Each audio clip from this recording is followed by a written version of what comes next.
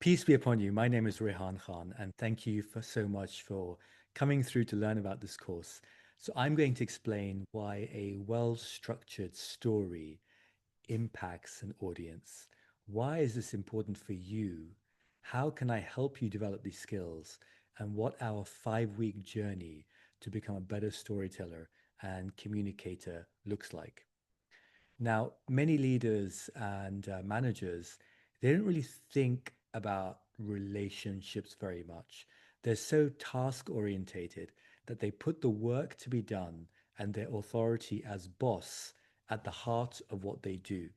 And they assume they can ignore the human aspects of working with others. The problem is that most people don't want your authority. They want a personal human connection, an emotional link. They want you to care about them as individuals. They want you to encourage their growth and their development. Now, research tells us that this kind of human relationship with the manager is a key factor in determining an employee's level of engagement with work. Now, I'd like to suggest to you that telling a well structured story is one way to build this engagement and make a human connection. In fact, a study from Stanford found that stories are remembered up to 22 times more than facts alone. When you share a story, people are much more likely to be persuaded. And when you add key data points to the story, it moves the audience both emotionally and intellectually. Now, stories are very much like a simulation for the brain, as the audience is suddenly transported into the story where they see the world from a different perspective. This leaves a really powerful imprint on their mind.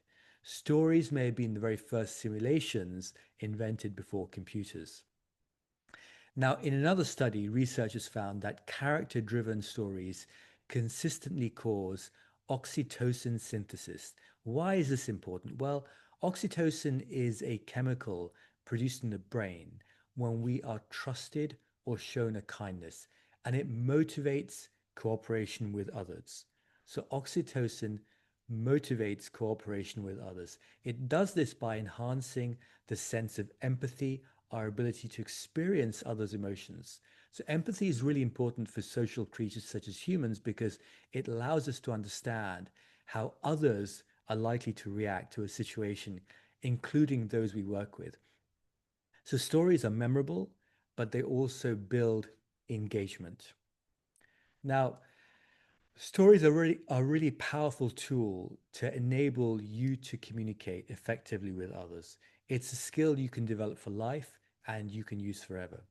When you harness the power of storytelling, it'll enable you to become much more persuasive, move people with action, and develop your career. It'll provide you with a competitive edge and build your career. Now, most of all, learning the art and the craft of storytelling, what you're doing is you're making an investment in your future self. You're saying, I value what I want to become. So I'm taking the time to invest in these skills today so that there is a payoff in the future. It's a little bit like making a sound financial investment today as you expect a return in the future.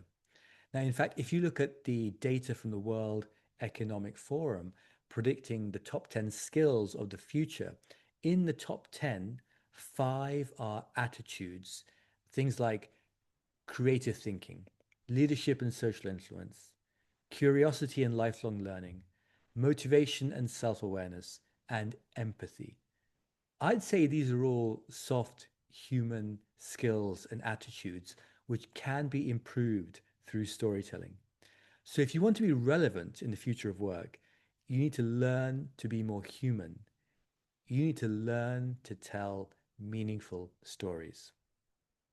So, a well told story that is strategically chosen outlines a situation or instructions in a personally meaningful way that allows the listener to reflect with a, I get it moment in their mind to a, I understand moment in their heart to a, I'm going to do something moment so that they're actually inspired to act. So stories engage both the left and the right side of the brain. Now, think about the last time you heard a really boring talk when the speaker just hit you with a bunch of facts and figures. They're speaking to the logical left side of your brain only. However, the left side of the brain doesn't make decisions. It collects data and feeds it to the emotional right side of the brain where you make choices. So the right brain is observing the speaker's body language, their tone of voice, the energy they transmit, and then this side of the brain decides whether it likes, believes, and trusts the speaker. This is why we need to back up our data and our facts with stories. So we appeal to both the left and the right side of the brain. Now, there are several types of stories you might need to tell in a professional setting. These will be different from your personal life. For example, a story you might tell to your kids or share with a family member, and these will also be different from the stories a novelist prepares, though the system and the techniques used by novelists will be similar. In this course, we are going to use the systems and techniques novelists apply to tell their stories to how you are going to tell stories in your organization.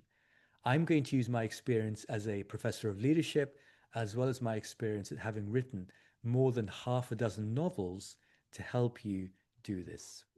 So, a little bit about me. So, I'm a thought leader, professor of leadership, and also a multi series novelist.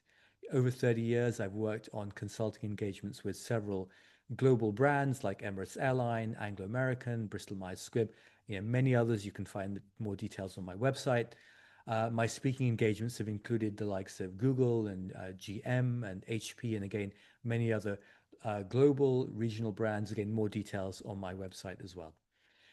So, as a professor of leadership, I teach postgraduate courses on moral perspectives of leadership, as well as AI and the future of work, at one of the world's leading international business schools.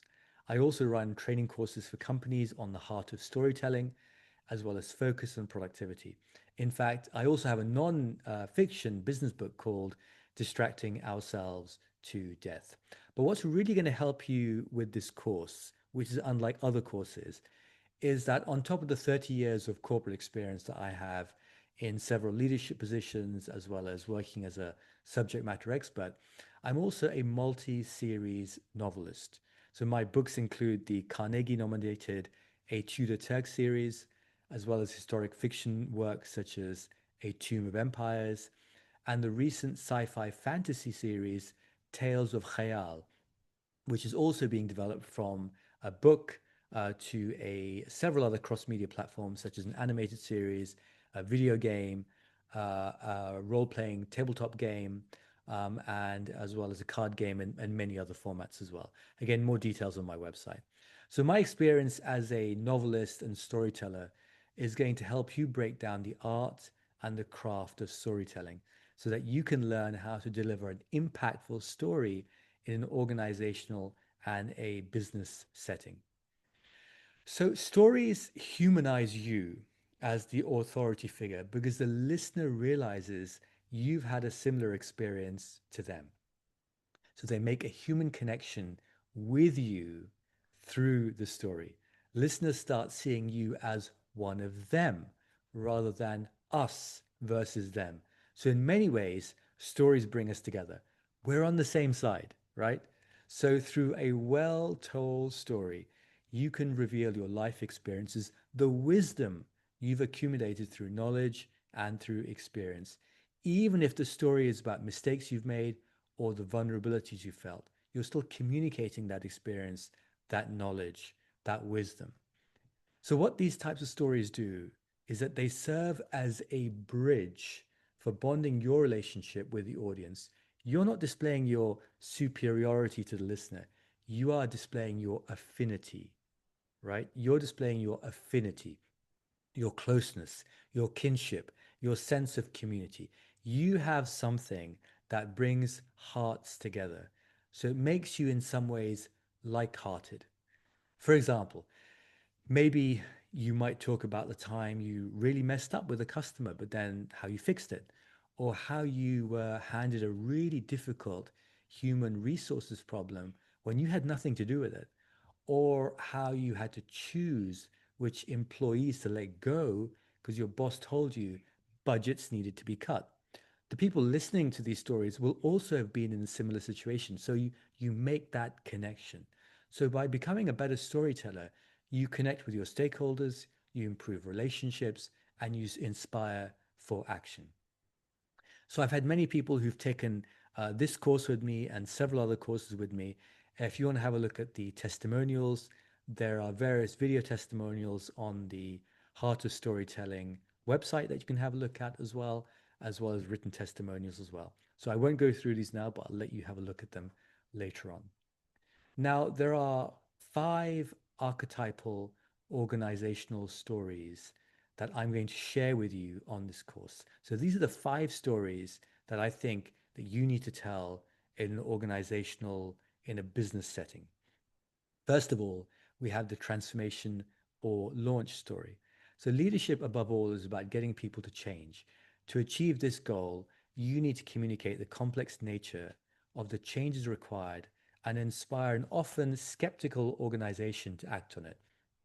So this is where we use the transformation or the launch story, one that enables the listener to visualize the large scale change needed in their circumstances and then to act on that realization. The second story that you're going to need in an organizational setting is the personal story. Now, you won't successfully lead people if they don't trust you. And if they are to trust you, they have to know who you are, where you've come from, why you hold the views that you do. Ideally, they'll end up not only understanding you, but also empathizing with you. So you'll use a personal story to achieve the same. The third type of story that you're going to need is a brand or a product story. Now, for customers and employees to trust the company and its products, they have to know what sort of company they're dealing with, what kinds of values does it espouse, and how its people approach meeting customers' needs. The fourth type of story is the collaboration story. So every management textbook talks about the value of getting people to work together. Now, one approach is to generate a common narrative around a group's concerns and goals, beginning with a story told by one member of the group. Ideally, that first story sparks another story, which sparks another story. So if the process continues, group members develop a shared perspective that enables a sense of community to emerge naturally. So this is the collaboration or the knowledge sharing story. The fifth type of story you're going to need is a defining moment story. Now, you need to choose the occasion for telling your defining moment story really carefully. Typically, these stories are used in a critical encounter, when you're advising someone, or to curb rumors in an organization. So, for each of these five organizational story archetypes that we're going to learn, what I'm going to show you is when to use them, what level of detail is required for it to be impactful, how to design it, what is the story arc for this type of story, and how to build a story model canvas for each of these types of stories. Now, who is this course for? Well, this course is for anyone who is in a leadership position, a management position, a supervisory position. It's for founders of organizations. It's for educators and teachers. It's for someone who's working on a novel and maybe using those techniques of a novelist who wants to apply those in an organizational setting. It's for someone who is an artist and they want to create a story around their art. It's for someone who is a creative professional who wants to learn how to use um, storytelling to help them with their careers as well. So, if you want to really propel your career, be respected by your professional peers, make a difference, begin telling strategically meaningful stories. After all, intelligence and hard work are not enough. Now, you might think that meritocracy should always win out, and maybe it should, but in reality, the people who get ahead are often the best communicators. They're confident and they're comfortable sharing their ideas. They can land their message clearly and with conviction. They build and foster relationships because they can get people to cooperate.